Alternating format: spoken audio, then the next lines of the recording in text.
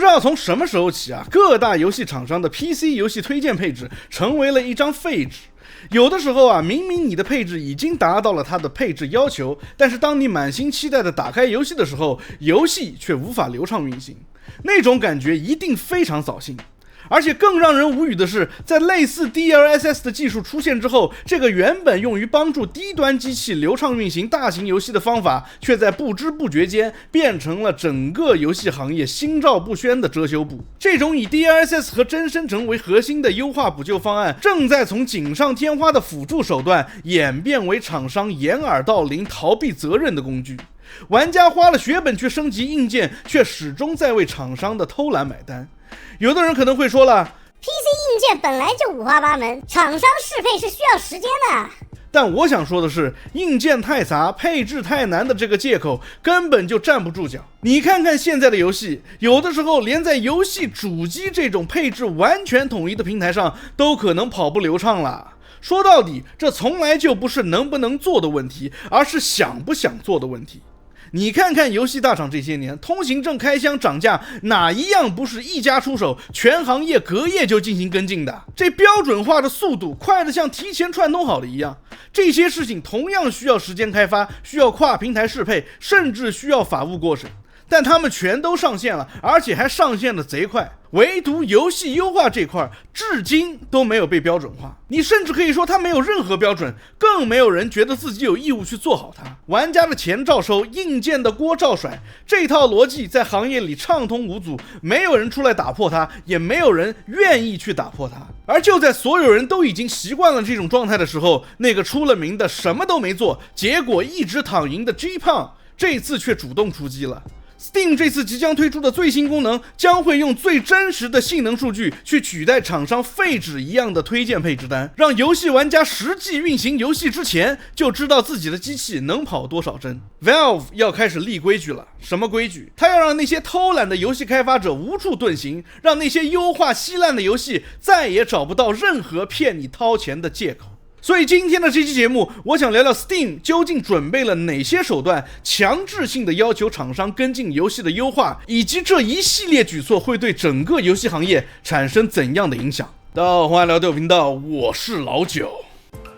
以前的游戏开发者啊，靠着对游戏品质的追求，赢得了玩家的信任。而如今，放眼整个游戏行业，这份信任几乎已经不存在了。我不知道你们怎么样，但是我以前只要是喜欢的 IP 出了续作，或者是喜欢的工作室出了新游戏，我都是直接闭眼预购的。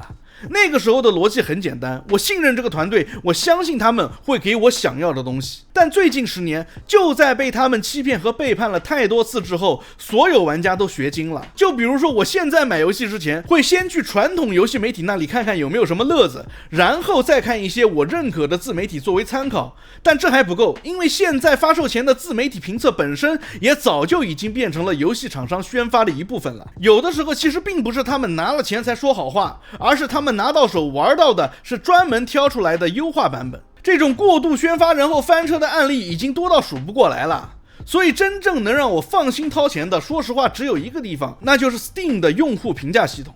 那里的评价不是厂商买来的，也不是媒体写的，是真实的付出过金钱和时间的玩家才能留下的。一款游戏烂不烂，烂在哪里，评价区的几百条差评会把原因说得明明白白。但就算是到了这一步，还有一个问题是 Steam 评价系统解决不了的，那就是这游戏好不好玩我是知道了，但是它能不能在我的机器上流畅的跑起来，我还是不知道啊。因为每个人的配置不同，别人说流畅，但是他用的是什么显卡、什么 CPU， 和我相差多少，这些问题我都不知道。而且就算因为严重的优化问题而出现了大面积的玩家差评，可是如果你的配置稍微好一点，同时你又很想玩的话，那你就必须要根据经验去做一个判断，甚至是去网上找那种和你相似配置机器的实机测试视频来做最终的决定。但是这些实机视频的效果也会打一些折扣，因为他们的配置不可能和你完全一模一样。针对我的机器到底跑不跑得动这个游戏的这个问题， Steam 今年2月率先埋了一个伏笔，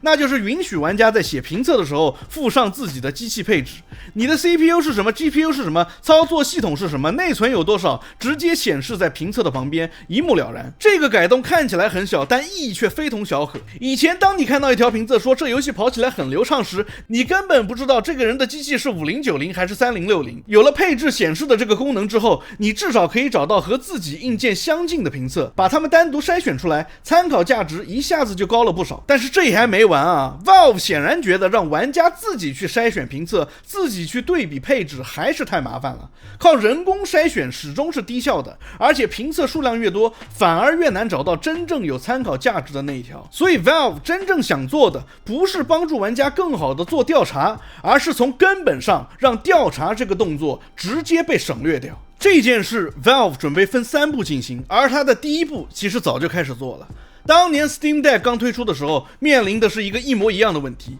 Steam 上有无数款游戏，哪些能在掌机上运行，哪些完全跑不动，开发者不说，玩家不知道。Valve 的解决方法是推出了一套 Steam Deck 的认证体系，每一款游戏都会被认定为认证可玩或者是不支持，标签直接挂在商店页面上，简单直接，一目了然。而这套认证体系的本质是 Valve 第一次尝试在一片混乱的 PC 游戏生态里，给性能表现这件事情设定一条明确的基准线。而第2步就是要把这套逻辑延伸到即将推出的 Steam 主机上，也就是说 Steam 主机也会有自己的认证体系。厂商要拿到这个认证，游戏就必须要能在 1080p 的分辨率下稳定的跑到30帧。这个标准听起来不算高，甚至有点低，但意义完全不一样。这个数字不是游戏的性能上限，而是 Valve 设定的性能底线，是 Valve 第一次明确的告诉所有开发商，你的游戏必须至少跑出这样的成绩，否则就别想在 Steam 主机这个平台上获得认证。而且你可千万别小看这个不算高的标准啊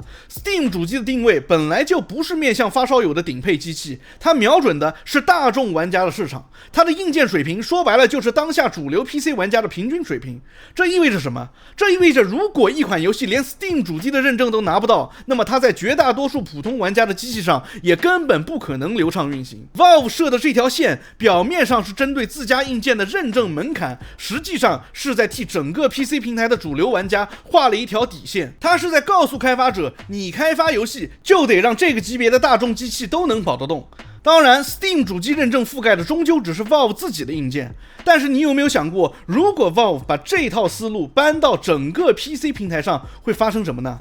你的机器不是 Steam Deck， 不是 Steam 主机，但却可以同样在买游戏之前就知道它运行的流畅不流畅，甚至预判自己的机器能跑多少帧。这正是 Valve 第3步要做的事情，而它用来实现这一点的工具，就是目前还在内测阶段的帧数预估系统。这个系统不依赖厂商给出的理论参数，而是直接汇总来自真实玩家游玩时的实际帧率数据。你在 Steam 商店页面选择自己的 CPU、GPU 和内存配置，系统就会根据其他相似硬件的玩家留下的匿名数据，直接告诉你这款游戏在你的机器上大概能跑多少帧。不是厂商写的推荐配置，也不是那种一拍脑袋甚至是用 AI 生成的胡编的数字，而是真实的来自和你配置完全一样的玩家的真实体验。更牛逼的是啊，这个功能在方便玩家的同时，也绝对会让各大游戏开发商再也找不到优化拉胯的借口。以前厂商优化稀烂的代价是有上限的，玩家骂一骂，差评多一些，但只要游戏本身有噱头，该买的人还是会买。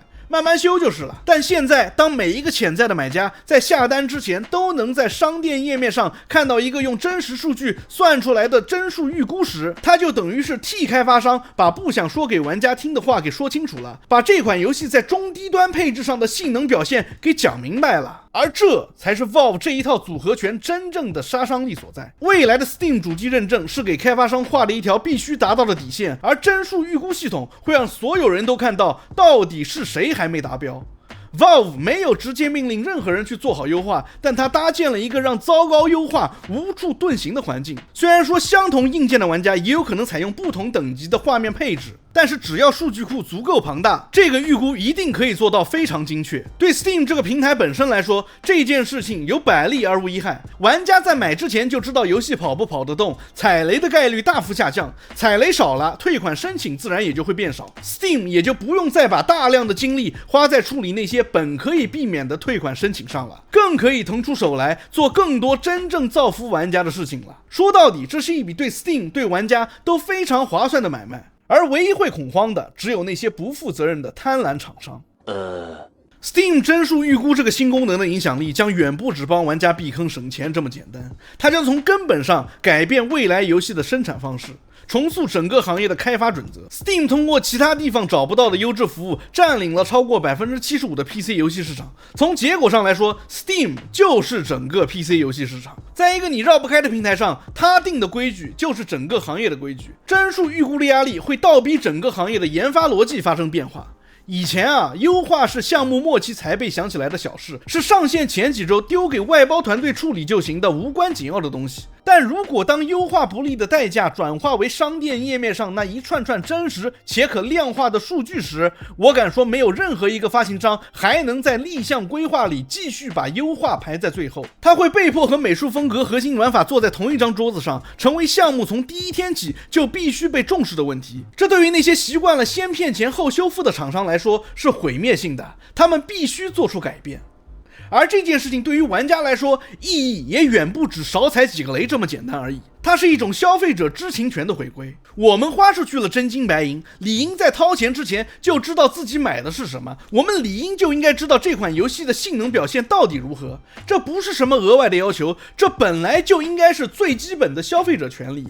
你买一台冰箱，厂商会告诉你能耗几级；你买一辆车，厂商会告诉你100公里油耗是多少。这些行业的透明标准不是厂商良心发现主动提供的，是监管和市场竞争一起逼出来的。游戏行业之所以能把这个玩家的权利拖欠这么久，不是因为做不到，而是因为一直没有人来约束它。而 Steam 的行为本质上就是在以立法者的身份给他们定规则，帮玩家争取利益。DLSS 也好，真生成也好，这些技术本身没有任何问题，它们真正的价值是让终端显卡去触碰高端显卡的体验门槛，或者是让更多的玩家以更低的硬件成本享受更好的游戏画面。当一款游戏本身优化扎实，再叠上 DLSS， 那叫锦上添花。但是当一款游戏的基础帧率连及格线都没过，靠真生成硬撑门面，那就是掩耳盗铃。这两种情况的区别，以前只有买了游戏之后才能分辨，而以后的 Steam 帧数预估可以让你在商店的页面上直接就看个清清楚楚。技术从来不是问题，问题是谁在用它，怎么用它。当市场能够一眼分辨锦上添花和掩耳盗铃的区别的时候，答案就会自然浮现。 Steam 整顿游戏优化的这件事情，如果你放在更大的角度上来看，不过是一次迟来的校准。游戏行业野蛮生长了这么多年，在很多地方早就该有的规则一直缺席，玩家靠口口相传，靠差评，靠评测博主的良心拼凑出一套残缺的自我保护体系，然后年复一年的在信息不对称里试错、踩雷、被割。而 Steam 这次想做的是把这整套本该由行业自律提供的基础透明度，用数据和机制的方式强制补上。他没有审判任何人，也没有惩罚任何人，只是把真相摆在了所有人的面前。而当真相足够清晰，市场就会自己完成剩下的工作。这一次 Steam 赢得了格局，而我们玩家赢回了本该就属于我们的体面。Anyways， 欢迎收看第5频道，感谢大家陪伴。如果你有对 Steam 帧数预估的看法，欢迎在评论区分享，也别忘了订阅、关注、点赞、收藏。我们下期见 ，peace。这特好 I don't give a damn。我天，我觉得我是帮你省了100万，天哪，特好特好，你看你自己看。